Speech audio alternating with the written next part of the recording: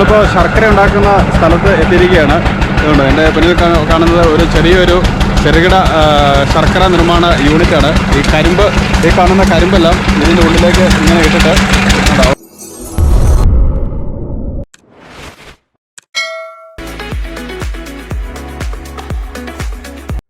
നമ്മൾ സാധാരണ ജ്യൂസ് ഉണ്ടാക്കുന്നത് പോലെ തന്നെയാണ് അവർ ജ്യൂസ് വേർതിരിക്കുന്നത്. ഈ കരിമ്പെല്ലാം ലോഡ് കണക്കിന് കൊണ്ടുവന്ന് കൂട്ടിയിട്ടുണ്ട്. ഈ കരിമ്പെല്ലാം കൂട്ടിയിട്ട് തന്നെയാണ് ജ്യൂസ് ഉണ്ടാക്കുന്നത്. നമ്മൾ സാധാരണ ജ്യൂസ് ഉണ്ടാക്കുന്ന പോലെ മെഷീനിലൂടെ കടത്തി വിട്ടതിന് ശേഷം ജ്യൂസായിട്ട് വരുന്നു. അപ്പോൾ ഈ ജ്യൂസ് ഇതിലൂടെ വന്നിട്ട് ഇതിൽ ഒരു ഡ്രമ്മിൽ സ്റ്റോർ ആകുന്നു. അതിൻ്റെ അടിയിൽ പൈപ്പ് വെച്ചിട്ടുണ്ട്. ഈ പൈപ്പ് വഴിയാണ് ഈ പൈപ്പിലൂടെ ആ മെഷീനിലൂടെ ഇവിടെ ഒരു മോട്ടറുണ്ട്. ഈ മോട്ടർ വഴി ആ പൈപ്പിലൂടെ അങ്ങോട്ട് അപ്പുറത്ത് അവരുടെ ഫാക്ടറിയിലേക്ക് പോകുന്നത്.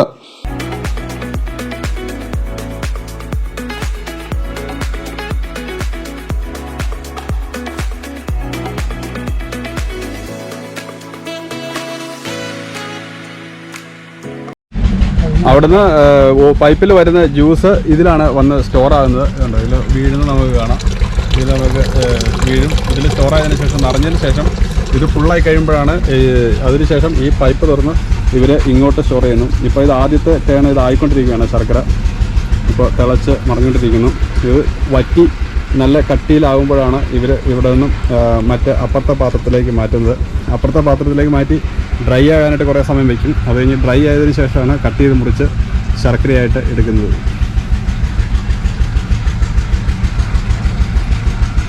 ഇതിപ്പോൾ ആയി വരുന്നതേ ഉള്ളൂ.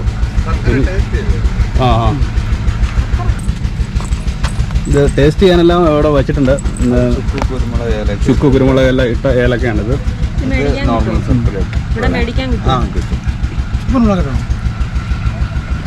നിങ്ങൾ കട്ടൻ കാപ്പിയിൽ ഇട്ട് കൊടുത്താൽ മതി. ഇട്ട് കൊടുത്തു കഴിഞ്ഞാൽ പിന്നെ വേറെ ഒന്നും ഉണ്ടാക്കണ്ട. ചുക്കും കുരുമുളകും എല്ലാം ഇട്ടതാണ്. ഇതാണ് ചുക്ക് കാപ്പിക്ക് വേണ്ടി അവർ ഉപയോഗിക്കുന്നത്. ഇവിടെ വരാൻ ആഗ്രഹിക്കുന്നവർ മറയൂരിൽ നിന്ന് കാന്തല്ലൂർ വഴി ആണ് ഇതുള്ളത്. ഞാൻ ഇതിൻ്റെ ലൊക്കേഷൻ എല്ലാം കൊടുക്കുന്നുണ്ട്. ഇവിടെ വന്നു കഴിഞ്ഞ് എന്തെങ്കിലും വാങ്ങിക്കാവുന്നതാണ്. നല്ല ടേസ്റ്റാണ്. നല്ല ഇതിൻ്റെ മണമെല്ലാം അടിച്ചു കഴിഞ്ഞിട്ട് നമുക്ക് തിന്നാൻ തോന്നും. അത്ര നല്ല ടേസ്റ്റാണ്.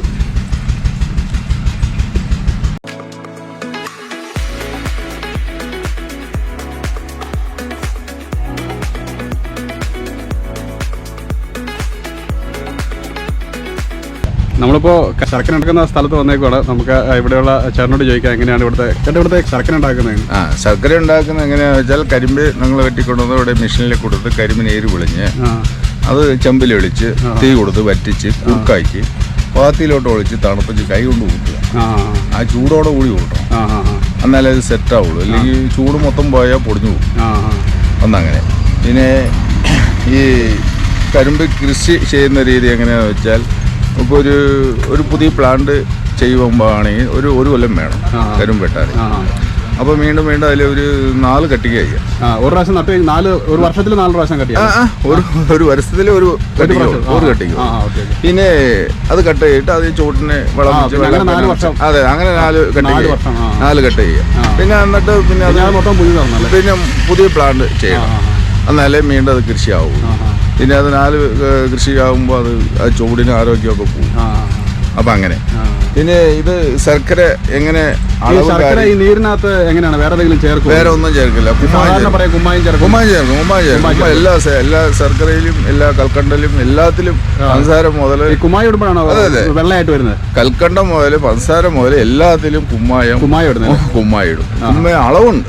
അളവ് വെച്ചാൽ നമുക്ക് 180 കിലോ ശർക്കരയ്ക്ക് 150 ഗ്രാം കുമ്മായം ഉള്ളൂ. നമ്മൾ ആകാരത്തിന് ഒരു ഉപ്പിടുകയില്ലേ, ഒരു മാപ്പിന് വേണ്ടി. അത് കൂട്ടാണ് നമ്മൾ ഈ ബ്ലീച്ചിങ് പൗഡർ അങ്ങനെയൊന്നുമില്ല. അത് ഇടുന്നുണ്ട്, ആൾക്കാർ ഇടുന്നുണ്ട്. അത് കളറിന് വേണ്ടിയിട്ട് തമിഴ്നാട്ടിലൊക്കെ ഇട്ട് സാധനം വരുന്നുണ്ട്. പക്ഷെ നമ്മൾ നാച്ചുറലായിട്ട് നമ്മളങ്ങ് ചെയ്തു. പഞ്ചസാര ഉണ്ടാക്കാൻ പറ്റും ഇവിടെ. പഞ്ചസാര ഫാക്ടറി കൊണ്ടുപോയാൽ ഇവിടെ പഞ്ചസാര ഫാക്ടറി ഇല്ല. മറയൂർ മൊത്തം ശർക്കര മാത്രമാണ്. മറയൂർ കരിമ്പ് മൊത്തം ശർക്കരയാണ്. കരിമ്പ് പിന്നെ ഇവിടെ ഉണ്ടാക്കുന്ന അടുത്ത് ഇവിടെ നമ്മൾ കരിമ്പ് കൃഷി ഉണ്ടല്ലോ. കൃഷിക്കാർ പഞ്ചസാര ഉണ്ടാക്കാനായിട്ട് തമിഴ്നാടുണ്ട്. പിന്നെ നമ്മുടെ കേരളത്തിലെ കൊളിഞ്ചാമ്പാറ അവിടെ പാലക്കാട് മേനാമ്പാറയിൽ ഉണ്ടായിരുന്നു ഫാക്ടറി. അതൊക്കെ അടച്ചു പൂട്ടി പോയി. അവിടെ ഞങ്ങളൊക്കെ കരിമ്പ് അവിടെ കൊടുത്ത് പഞ്ചസാരയൊക്കെ ഉണ്ടാക്കാനായിട്ട് കൊടുത്തതാ. അവർക്ക് ട്രാൻസ്പോർട്ടിങ് ചിലവൊക്കെ മുതലാകില്ല. അവർ നിർത്തിക്കളഞ്ഞു. അപ്പൊ അതുപോലെ ഈ കരിമ്പ് കൃഷി ഇച്ചിരി ദൂരം പിടിച്ച പണിയാണ്. അപ്പൊ അതിനു പുറമെ അപ്പോൾ ആൾക്കാരൊക്കെ അതിനായിട്ട് ആരും അതിൽ പണിയാനായിട്ട് ആഗ്രഹിക്കുന്നില്ല. കുറേ തുച്ഛമായിട്ട് ഞങ്ങളിപ്പോൾ ഒരു മണ്ടന്മാരാണ് അങ്ങനെ ചെയ്തുകൊണ്ടിരിക്കുന്നത് കേട്ടോ. പിന്നെ എല്ലാവരും എന്താണെന്ന് വെച്ചാൽ നമ്മൾ ഈ കൃഷിപ്പണി ചെയ്യുന്നു, നമ്മുടെ പിള്ളേർ ഈ പണി നമ്മളെപ്പോലെ വേണ്ട, നമ്മൾ പുറരാജ്യത്തിൽ അയച്ച് വിടാമെന്ന് പറഞ്ഞിട്ടാണ് അവരെല്ലാം പഠിപ്പിച്ച് പുറത്ത് വിടും. ഇപ്പം നമ്മുടെ കേരളത്തിൽ പണിയാനായിട്ട് കൃഷിയിൽ പണിയാനായിട്ട് ആൾക്കാരില്ല. പിന്നെ ഉള്ള ആൾക്കാരൊക്കെ ഈ 100 നാൾ പണിക്ക് അങ്ങ് പോയി റോഡ് ചെത്താൻ പോകും. ഞങ്ങളുടെ കൃഷിയിലോട്ട് സമയത്ത് പണിയാനായിട്ട് ആളില്ല. നമ്മൾ 10 രൂപ കൂടുതൽ കൊടുക്കാന്ന് പറഞ്ഞാലും കൃഷിപ്പണിക്ക് വരുന്നില്ല. അവർ റോഡിൽ പോയി പില്ലി ചെത്താനേ പോകുന്നു. ഞങ്ങൾ സമയാസമയത്തിൽ വന്ന് ആ കൃഷിക്ക് ഒരു വെള്ളം നനയ്ക്കാനോ ആ വിത്ത് നടാനോ അതിന് വളം വയ്ക്കാനോ അതിനുള്ള മട്ട കളവരിക്കാനോ ഇതിനെ പണിക്കാരെ വിളിച്ചാൽ പെണ്ണുങ്ങൾ മുതൽ ആണുങ്ങൾ മുതൽ ആരും വരുന്നില്ല. ഈ തൊഴിലുറപ്പ് പണി ഇല്ലാത്ത സമയത്തിലാണ് ആ പണിക്ക് വരുന്നത്. പിന്നെ ഇങ്ങനെ വരുമ്പോൾ കൃഷി സമയത്തിൽ വലിയ കൃഷിക്കാരൊക്കെ കുറച്ച് കുറഞ്ഞുപോയി. അതുപോലെ ഞങ്ങളെ പോലെയുള്ള ചെറിയ കൃഷിക്കാരെ അതെ ഞങ്ങൾ ഒന്നിനും തള്ളി എങ്ങനെയാ ഞങ്ങളെ കുടുംബക്കാരൊക്കെ ചേർന്ന് അങ്ങനെ ചെയ്തു. ഇവിടെ നിന്ന് ഇങ്ങോട്ട് എങ്ങനെ ഒഴിക്കുന്നത്? കോരി ഒഴിക്കോ? ഇല്ല, പൊക്കിച്ചിരിക്കുക. ഇത് പൊങ്ങി വരുമോ? ഇത് ചണല കണ്ടോ? വെച്ച് കപ്പിയുടെ സഹായം കൊണ്ട് പൊക്കിച്ചിരിക്കും. അപ്പോൾ ഈ കരിമ്പ് ഒരു ചെമ്പിന് നീരിന് ആവശ്യമുള്ള നീര് അരക്കണമെങ്കിൽ 1.5 ടൺ കരിമ്പ് വേണം. അത് നീര് പിളിഞ്ഞാൽ ഒരു 600 ലിറ്റർ. 1.5 ടൺ? അതെ 1.5 ടൺ കരിമ്പ് ഉണ്ടെങ്കിൽ ഒരു ചെമ്പിനുള്ള നീരാവും. അത് വന്നിട്ട് നമുക്ക് അത് അരക്കണമെങ്കിൽ ഒരു 2 മണിക്കൂർ വേണം നീര് പിളിയണമെങ്കിൽ. അത് നീര് പിളിഞ്ഞ് അത് ഈ ചെമ്പിൽ ഒളിച്ച് തീ കൊടുക്കണമെങ്കിൽ അവിടെ ഒരു 3 മണിക്കൂർ ചെമ്പിൽ വേണം. പിന്നെ അതിവിടെ ഒളിച്ച് തണുപ്പിച്ച് ഉരുട്ടിയെടുക്കണമെങ്കിൽ ഇവിടെ ഒരു 2-2.5 മണിക്കൂർ 3 മണിക്കൂർ വേണം പാക്ക് ചെയ്യാൻ. നല്ല കഷ്ടപ്പാടുള്ള പണിയല്ലേ? അപ്പം അങ്ങനെ വേണം. ഇതൊന്നും പാക്കി വെക്കുന്ന പണിയില്ല, കൃത്യം ചെയ്യണം. നമ്മൾ ഒരു മണ്ണ് കളിക്കുവാണെങ്കിൽ നമ്മൾ ഇട്ടെടുത്ത് പോവാം. അതെ നമ്മളൊരു വിറക് പൊട്ടിക്കാന്ന് വെച്ചാൽ അത് മതി എന്ന് വെച്ചാൽ ഒരു അത്യാവശ്യമാണ് ഇട്ടിട്ട് ഓടിപ്പോവാം. നമ്മൾ ചോറ് കളിക്കുവാണെങ്കിൽ വേണ്ട പിന്നെ കളിക്കാന്ന് വെച്ചിട്ട് ഓടിപ്പോവാം. ഇത് അങ്ങനെ പറ്റത്തില്ല. ഒരു ദിവസം ഇങ്ങനെ എത്ര ചെമ്പ് ഉണ്ടാക്കാൻ പറ്റും? ഒരു ദിവസം നമുക്ക് 3 ചെമ്പ് 4 ചെമ്പ് ഉണ്ടാക്കാം. പക്ഷെ നമ്മൾ കാലാവസ്ഥ എങ്ങനെയാണ് അതുപോലെ മഴയാണെങ്കിൽ 1-2 എടുക്കും. അതെ. പിന്നെ ഓർഡർ ഉണ്ടെങ്കിൽ പടി ഇച്ചിരി കൂടുതൽ പണിയും ഓട്ടയൊക്കെ പണിയും അങ്ങനെയൊക്കെ പണിത് നമുക്ക് ഓർഡറിന് കൊടുക്കണ്ടേ. അപ്പോൾ അങ്ങനെ ആ സമയത്ത് അവർക്ക് ഓർഡർ കൂടുതലായിരിക്കും. പിന്നെ നാളെ ആൾക്കാർ വരില്ലല്ലോ, അതുകൊണ്ട് രാത്രിയിലൊക്കെ ഇച്ചിരി പണിത് രാവിലെ ഇച്ചിരി വെളുപ്പിനെ എണീച്ച് എല്ലാം പണിത് അങ്ങനെ ശരിയാക്കി അവർക്ക് വയ്ക്കുക. ആ സമയത്ത് കൊടുക്കണം. ശർക്കരയാണല്ലോ, നമ്മൾ ഇതൊന്നും ബാങ്കിൽ വെച്ച് നമ്മൾ ചെയ്യാൻ പറ്റില്ലല്ലോ. ഇത് വിറ്റ് കാശ്. ഇതൊക്കെയാണ് പറഞ്ഞ കാര്യങ്ങൾ. ഇപ്പോൾ ശർക്കര ഫാക്ടറി എന്ന് പറയുന്നത് വളരെ ബുദ്ധിമുട്ടിയാണ് പോകുന്നതെന്നാണ് പറയുന്നത്. കാരണം ജോലിക്ക് ആളില്ല, അതുപോലെ തന്നെ സാധനങ്ങൾക്കെല്ലാം വില കൂടിയിരിക്കുന്നു. അതുതന്നെയാണ് ഇതായതിനു ശേഷം ഇത് ഏകദേശം എത്ര 2 മണിക്കൂർ ആകേണ്ടത്? ഇത് നീര് ഒളിച്ചു കഴിഞ്ഞാൽ 3 മണിക്കൂറാണല്ലേ മിച്ചം വേണം. ഇതിപ്പോൾ 1.5 ടൺ കരിമ്പ് ഉപയോഗിച്ചാണ് ഒരു പാത്രം നിറയുന്ന രീതിയിലുള്ള കരിമ്പിന്റെ നീര് കിട്ടത്തുള്ളൂ. ഈ പാത്രം അറിയില്ല, ഈ പാത്രം ഇത് വറ്റിക്കുന്നതാണ്. മറ്റേ പാത്രമാണ് അതിൽ ഇതാണ് 1.5 ടണ്ണിന്റെ നീരാകുമ്പോഴത്തേക്ക് നിറയാറാകും. അതിനുശേഷം ഇതിലേക്ക് വരും. ഇത് ഏകദേശം 3 മണിക്കൂർ എടുത്താണ് ഇതിങ്ങനെ ഡ്രൈ ആകുന്ന പരുവമാകുന്നത്. അതിനുശേഷം ഇവിടെ കപ്പി കൊടുത്തിട്ടുണ്ട്. ഈ കപ്പിയിൽ കയറുണ്ട്. ഇത് ഇവിടെ നിന്ന് വലിച്ചു കഴിയുമ്പോൾ അവിടെ പൊങ്ങി ഈ പാത്രത്തിലേക്ക് വീഴുകയാണ്. അതിനുശേഷം തണുത്തതിന് ശേഷം ഏകദേശം ചെറു ചൂടോടുകൂടി കൈ കൊണ്ട് ഉരുട്ടിയാണ് ഇവർ ശർക്കര ഉണ്ടാക്കുന്നത്. ഏതായാലും നല്ല എഫർട്ടോടുകൂടി തന്നെയാണ് ഇതിന് ചെയ്യുന്നത്. അതുപോലെ തന്നെ കരിമ്പ് നീരിൻ്റെ കൂടെ ഒരു പാത്രം ഒഴിച്ചു കഴിഞ്ഞിട്ടുണ്ടെങ്കിൽ അതിനൊരു 150 ഗ്രാം കുമ്മായം ചേർക്കുമെന്നാണ് പറഞ്ഞത്. അത് മാത്രമാണ് ഇവിടെ ചേർക്കുന്നത്. മറ്റൊന്നും കെമിക്കലോ യാതൊന്നും ചേർക്കാതെയാണ് ഇവർ ശർക്കര നിർമ്മിക്കുന്നത്. ഏതായാലും ഇവിടെ കാണുന്നതിനും വിസിറ്റ് ചെയ്യുന്നതിനെല്ലാം വളരെയധികം ആളുകൾ ഇങ്ങോട്ട് എത്തുന്നുണ്ട് പല സ്ഥലങ്ങളിൽ നിന്നും. ഏതായാലും നല്ല തിരക്കാണ്.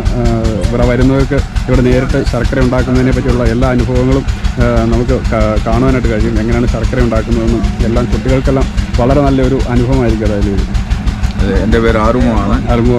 എൻ്റെ പേര് ആറുമുഖം. എൻ്റെ മോൻ്റെ പേര് മണികണ്ഠനാണ്. ഞങ്ങളെ അരിപ്പെടുന്ന ആൾക്കാർ ഇത്തിരി പേരുണ്ട്. ആറ് വന്നാലും ഇവിടെ കാണാം, ടേസ്റ്റ് ചെയ്യാം. ടേസ്റ്റിനൊക്കെ പൈസ മേടിക്കുന്നില്ല. കരിമ്പ് ജ്യൂസ് കിട്ടും. നമ്മൾ ടേസ്റ്റൊക്കെ ഫ്രീ ആയിട്ട് കൊടുക്കുന്നത്. വളരെ മായമൊന്നും ചേർക്കാത്ത വളരെയധികം ശർക്കര നമുക്ക് ഇവിടുന്ന് വാങ്ങിച്ചുകൊണ്ട് പോകാനായിട്ട് കഴിയും. ഏതായാലും ഞാനിതിൻ്റെ ലൊക്കേഷനെല്ലാം ലിങ്കിൽ കൊടുക്കുന്നുണ്ട്, ഡിസ്ക്രിപ്ഷനിൽ കൊടുക്കുന്നുണ്ട്. അതെല്ലാം വിസിറ്റ് ചെയ്തതിന് ശേഷം ഇവിടെ സന്ദർശിക്കാവുന്നതാണ്.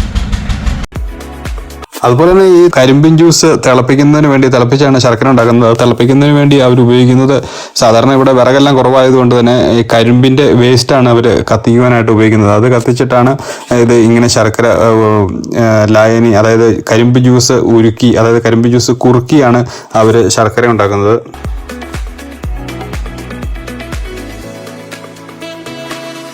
ഇതാണ് അവരുടെ അഡ്രസ്സ് അല്ലെങ്കിൽ ഫോൺ നമ്പർ. നമ്മളിപ്പോൾ കരിമ്പൻ തോട്ടത്തിലാണ് നിൽക്കുന്നത്. കരിമ്പെല്ലാം വളർന്നു വരുന്നുള്ളൂ. ഇതിപ്പോൾ ഒരു 2-3 മാസമായ പ്രായമായ കരിമ്പൻ ചെടികളാണ് ഇവിടെ കാണാൻ കഴിയുന്നത്. ഇത് വളർന്ന് 1 വർഷത്തോളം പാകമാകുമ്പോഴാണ് ഇത് പിഴുതിട്ട് അല്ലെങ്കിൽ വെട്ടി കരിമ്പ് ജ്യൂസ് ഉണ്ടാക്കി ശർക്കരയെല്ലാം ഉണ്ടാക്കുന്നത്. ഇത് മൊത്തം ഏരിയ മുഴുവനും കരിമ്പൻ പാടങ്ങളാണ്. നമ്മുടെ നാട്ടിൽ നെല്ലെല്ലാം, ആലപ്പുഴയെല്ലാം പോയി കഴിഞ്ഞാൽ നെല്ലെല്ലാം നിൽക്കുന്നത് അതേപോലെ തന്നെയാണ്. അപ്പുറം അങ്ങ് പോയി കഴിഞ്ഞാൽ കരിമ്പെല്ലാം പൂത്ത് നിൽക്കുന്നതാണ്, അത് വെട്ടാർ പാകമായി നിൽക്കുന്നതാണ്. അതുപോലെ പൂത്ത് കഴിയുമ്പോഴാണ് ഇത് വെട്ടാൻ പാകമാകുന്നത്.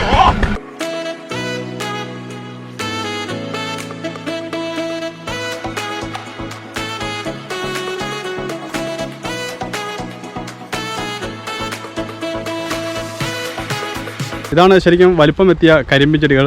കരിമ്പ് ചെടി ഇതുപോലെ വലുതായതിനു ശേഷം പൂക്കും. അപ്പോഴാണ് ഇത് മുറിക്കാറാകുന്നത്. ഇതുപോലെ വണ്ണം എത്തിയതിനു ശേഷം ആണ് ഇതുപോലെ നല്ല ഹൈറ്റിൽ വരും. ഇതുപോലെ പൂക്കൾ വരും.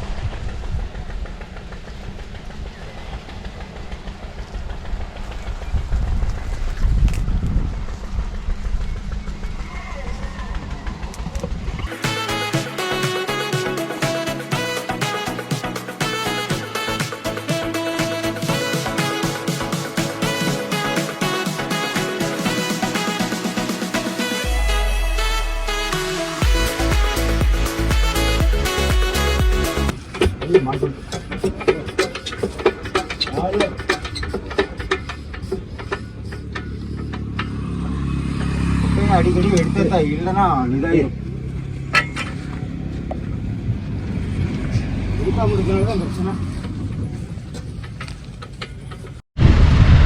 നമ്മളിപ്പോൾ കാന്തല്ലൂർ പോകുന്ന വഴിയാണ്. മറയൂരിൽ നിന്ന് കയറ്റം കയറി നമ്മൾ ഈ മലയുടെ മുകളിലെത്തിയിരിക്കുകയാണ്. ഈ മലയുടെ അപ്പർ സൈഡാണ് കാന്തല്ലൂർ എന്ന് പറയുന്നത്. അതിൻ്റെ പിന്നെ കാണുന്ന മല അടിവാരം മുഴുവനും മറയൂരാണ് കേട്ടോ. മറയൂര് കോവിൽക്കടവ് സ്ഥലങ്ങളാണ് ഈ കാണുന്നത് മുഴുവൻ. ഇത് ചുറ്റിക്കറങ്ങി മലയുടെ മുകളിൽ കയറിയിരിക്കുകയാണ്. താഴെ മൊത്തം ഇവിടെ നിന്ന് വളരെ നല്ലൊരു വ്യൂ ആണ് ഇവിടെ കാണാൻ കഴിയുന്നത്.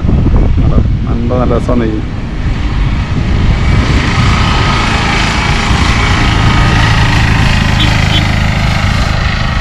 ഇങ്ങനെ വളഞ്ഞ് കറങ്ങിയാണ് ഈ മലയുടെ മുകളിലേക്ക് എത്തുന്നത്. ഇതുപോലെ 3-4 കറ ഇങ്ങനെ വളഞ്ഞ് വരുന്നതാണ് ഇവിടെ.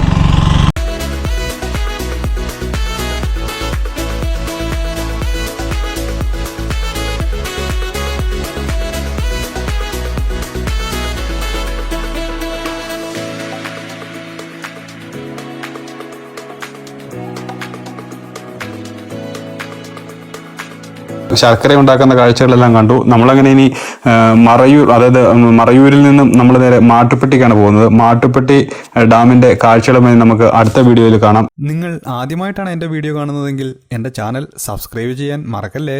ഒപ്പം ബെല്ലൈക്കൺ കൂടി പ്രസ് ചെയ്താൽ ഞാൻ അപ്ലോഡ് ചെയ്യുന്ന ഓരോ വീഡിയോയും അപ്പോൾ തന്നെ നിങ്ങൾക്ക് ലഭിക്കും. കഴിയുമെങ്കിൽ ഷെയർ കൂടി ചെയ്താൽ മറ്റുള്ളവർ കൂടി കാണാൻ കഴിയും. പുതിയ വീഡിയോയുമായി വീണ്ടും കാണും വരേക്കും ബായ്.